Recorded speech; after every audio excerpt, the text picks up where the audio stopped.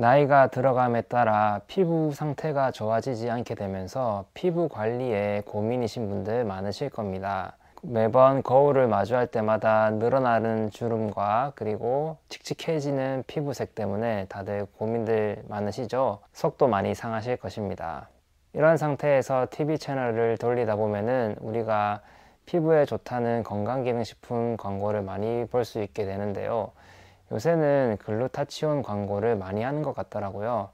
약국에도 글루타치온을 찾으시는 분들이 조금씩 늘고 있습니다. 하지만 글루타치온만을 외치다가는 피부 관리에 중요한 점을 많이 놓치게 될 수 있습니다. 이번 영상에서는 이 점에 대해서 한번 알아보도록 하겠습니다. 약사의 속마음 약속 김약사입니다. 실버 블렛이라고 들어보셨나요? 실버 블렛은 은색으로 된 탄환 또는 총알이라고 볼 수 있습니다. 이것은 서양의 전설에서 많이 나오는 도구인데요. 주로 늑대인간이나 초자연적인 존재를 없애기 위해 사용했던 도구라고 합니다.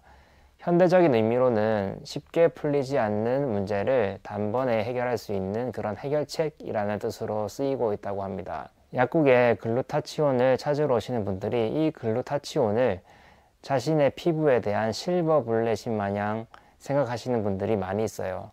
글루타치온만 먹으면 모든 것이 다 해결될 것처럼요. 그런데 그 마음이 이해가 안 가는 것이 아닙니다. 피부 관리하기 위해서는 신경 써야 될 것들이 상당히 많기 때문이죠. 누구는 피부샵에 마사지 받으러 갔네, 누구는 피부과에 갔네, 누구는 무엇을 바르네, 어떤 화장품이 좋네, 이런저런 이야기들이 많이 나오지 않습니까? 그 정보의 홍수 속에서 이 글루타치온이라는 이 물질이 홍보가 되면서 저것만 먹으면 다 해결이 됐겠구나 하는 생각을 쉽게 할 수 있는 것도 무리는 아닙니다. 그런데 글루타치온만으로는 다 해결이 되지 않습니다. 이 글루타치온은 피부 건강의 정말 일부분만을 담당하고 있기 때문이죠. 그렇다면 피부를 좋게 하기 위해서는 우리는 어떻게 해야 될까요? 간단한 원칙 3가지만 한번 우리 알아보고 갈게요. 첫 번째는 피부에 영양 공급이 잘 되어야 합니다. 그리고 두 번째는 피부에 수분 공급이 잘 되어야 되고요. 그리고 세 번째는 우리가 신체 활동으로 인해 생긴 노폐물들과 이물질들이 피부로부터 잘 제거가 되어야 합니다. 그래서 피부 관리하는 방법은 이 크게 3가지로 나눠 볼 수 있고요. 어떠한 방법이든 이 3가지를 벗어나지를 않는다고 보시면 됩니다. 그런데 이 3가지를 단 하나의 단어로 우리가 요약을 할 수 있어요. 그것은 바로 우리 몸속의 정맥 림프 순환이 잘 돌아가면 피부가 건강해진다 입니다. 고여있는 물은 썩기 마련이고 잘 흘러가는 물은 썩지 않잖아요. 그렇듯이 우리 몸에 있는 림프가 순환이 잘 되게 되면 피부가 굉장히 건강한 상태로 잘 유지가 되게 됩니다.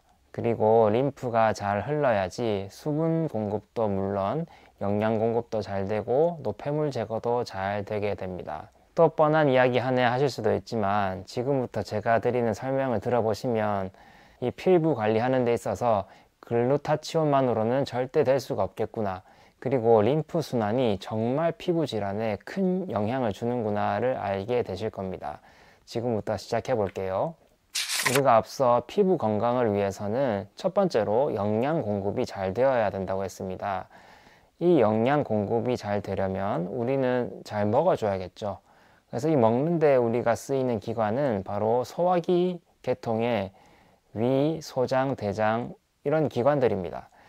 그래서 이 기관들이 잘 움직여줘야지 우리 몸속의 영양분을 제대로 공급할 수가 있게 되죠. 그리고 우리 몸속의 영양분들을 제대로 보내주기 위해서는 우리 몸의 엔진의 역할을 하고 있는 폐와 심장의 건강성도 매우 중요합니다. 그리고 두 번째로는 수분 공급이 잘 되어야 된다고 했습니다. 수분은 공급이 잘 되어야 될 뿐만 아니라 우리 몸에 잘 가지고 있어야겠죠. 그래서 우리가 입으로 수분을 먹기도 하지만 우리가 소변으로 그리고 대변으로 또 배출을 하기도 합니다. 그래서 여기에 관여되는 또 장기는 장이 될 수도 있고요. 그리고 신장이 될 수도 있겠죠. 이러한 것들이 우리 몸속 수분 조절을 하는데 아주 큰 역할을 하는 것이고요. 그리고 마지막으로 독소 제거가 중요하다 했습니다.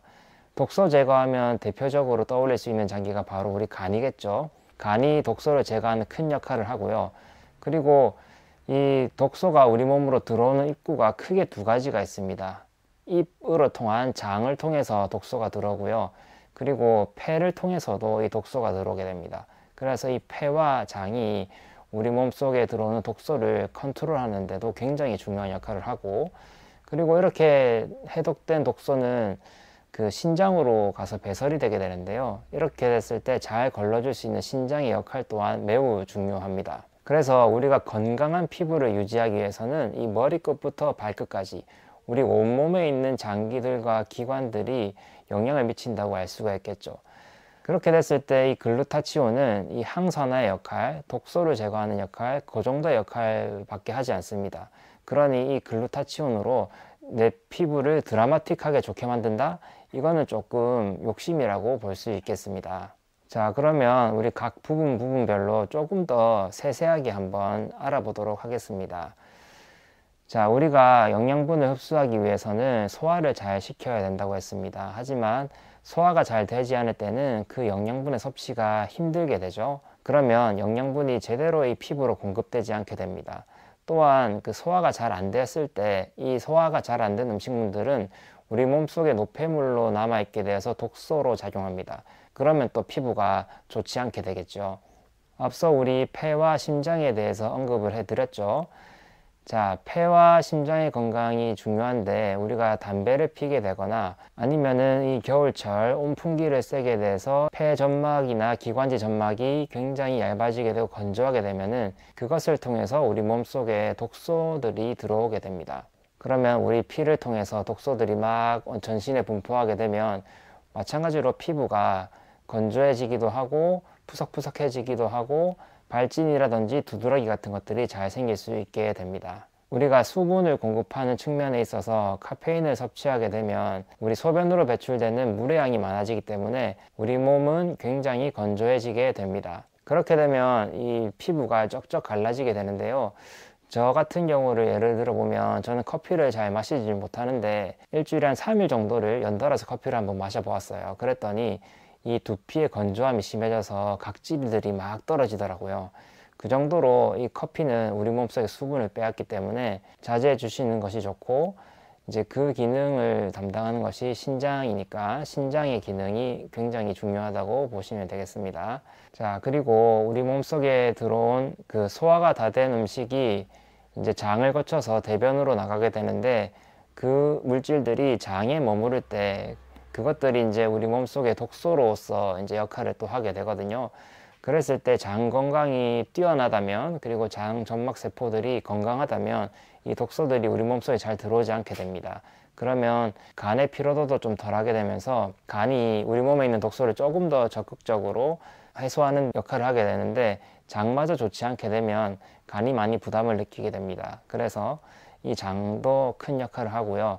그 다음에 우리가 술을 마시게 되었을 때는 이 간이 엄청 바쁩니다. 이 독소를 해소를 해야 되기 때문에. 그래서 이렇게 독소가 만들어지게 된 것이 우리 피부를 또 좋지 않게 만듭니다. 앞서 말씀드렸던 이 세 단계를 조금 더 자세하게 풀어서 이야기를 해보았는데요. 아직도 글루타치온만으로 이 모든 것들이 해결될 수 있다고 생각하시나요? 안 되겠죠. 그러면 여러분들께서 저한테 그렇다면 도대체 뭘 먹어야 되는데 이렇게 질문을 하실 수 있습니다. 하지만 그것 또한 사람에 따라서 다 다릅니다. 소화기관이 안 좋으신 분들은 그 소화기관이 안 좋은 거에 맞게 약을 또 챙겨 드셔야 되고요. 술 마시는 분들, 커피 드시는 분들, 그리고 혈관 자체가 좀 끈적이시는 분들, 몸에 기름때가 많으신 분들, 그리고 태생적으로 타고나기를 좀 약하게 태어나신 분들을 포함해서 각자가 먹어야 할 건강기능식품들이나 영양소들이나 약들이 다 다릅니다. 그래서 이런 이유와 때문에 제가 고정 댓글에 밴드 링크를 걸어드리고 설문지를 작성하셔서 제품 추천을 받으라는 이유가 바로 여기에 있습니다. 사람에 대한 정보가 있어야지 제대로 된 제품 추천이 가능하기 때문이죠. 지금 바로 설문지 작성하셔서 제품 추천을 받으시기 바랍니다. 그 전에 우리가 일반적으로 피부 관리를 할 때 도움이 될 만한 팁들을 몇 가지 알려드리도록 하겠습니다. 첫 번째로는 몸을 잘 씻고 그리고 세안을 잘 하는 것입니다. 그리고 두 번째로는 이렇게 씻은 후에는 보습을 필히 해주셔야 됩니다. 그리고 세 번째는 자외선의 공격을 막기 위해서 자외선 차단제를 잘 발라주셔야 되고요. 그리고 네 번째는 적정량의 수분 섭취를 해주시는 게 좋고, 그리고 다섯 번째는 제대로 된 영양 물질을 섭취해 주시는 것이 좋습니다. 1번부터 3번까지는 아마 저보다 여러분들이 더 잘 아실 거예요. 화장품이라든지 어떤 클렌저가 좋다든지, 그리고 어떤 자외선 차단제가 좋다든지 이런 것들은 다 잘 아실 텐데, 약사의 입장에서 4번과 5번에 대해서 조금 더 자세하게 이야기를 해보고 싶네요. 먼저 이제 수분 섭취에 대한 이야기인데요. 이 수분 섭취도 이 개개인별로 할 수 있는 양이 다 다릅니다.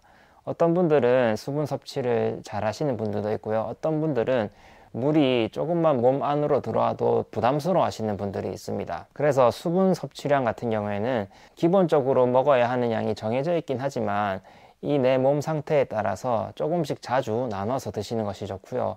일정량 이상 먹었을 때 불편하다고 하면은 그 양 밑으로 드시는 것이 좋습니다.